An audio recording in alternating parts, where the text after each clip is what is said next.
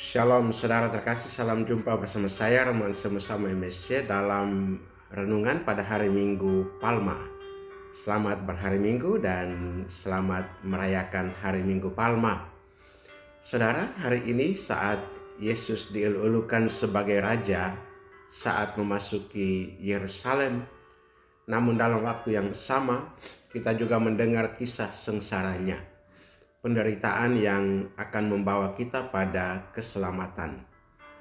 Hari ini sukacita dan duka berpadu dalam satu kisah cinta terbesar yang pernah ada.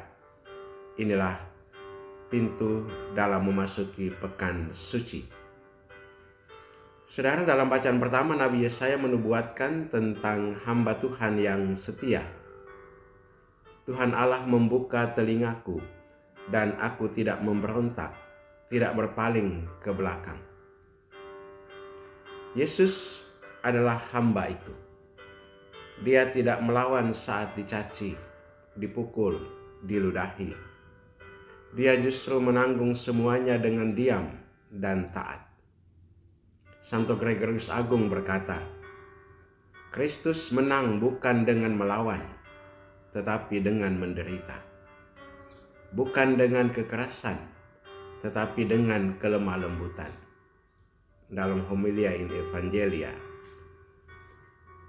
Dalam surat kepada jemaat di Filipi, Santo Paulus mengingatkan kita tentang kerendahan hati Kristus.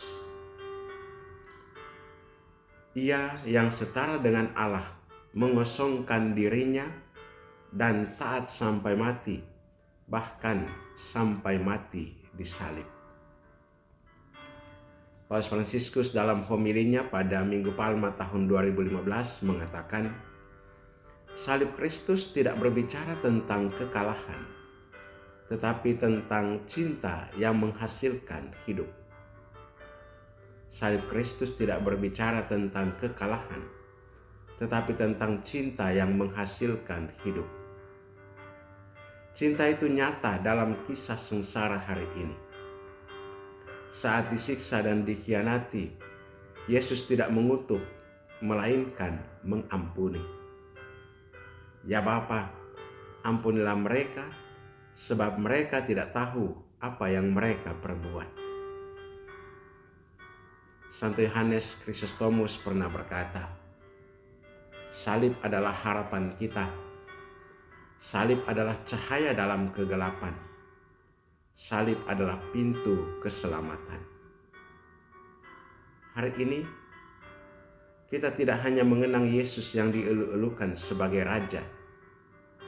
Kita juga diajak mengikutinya sampai ke Golgota. Pertanyaannya, apakah kita hanya ingin menjadi pengikut Yesus saat Hosana dikumandangkan? Ataukah kita juga bersedia menjadi muridnya di bawah salib? Santo Paulus dari salib pernah berkata, jika kita ingin memperoleh kasih sejati kepada Yesus yang tersalib, kita harus memandang Dia setiap hari dalam penderitaannya. Jika kita ingin memperoleh kasih sejati kepada Yesus yang tersalib, kita harus memandang Dia setiap hari dalam penderitaannya. Saudara-saudari, marilah kita memasuki pekan suci ini dengan hati yang terbuka, penuh iman dan kerendahan hati. Jangan hanya melihat salib sebagai penderitaan, tetapi sebagai lambang cinta tak terbatas. Karena di balik luka ada pengampunan. Di balik salib ada kebangkitan.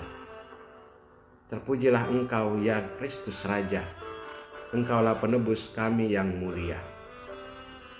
Amin.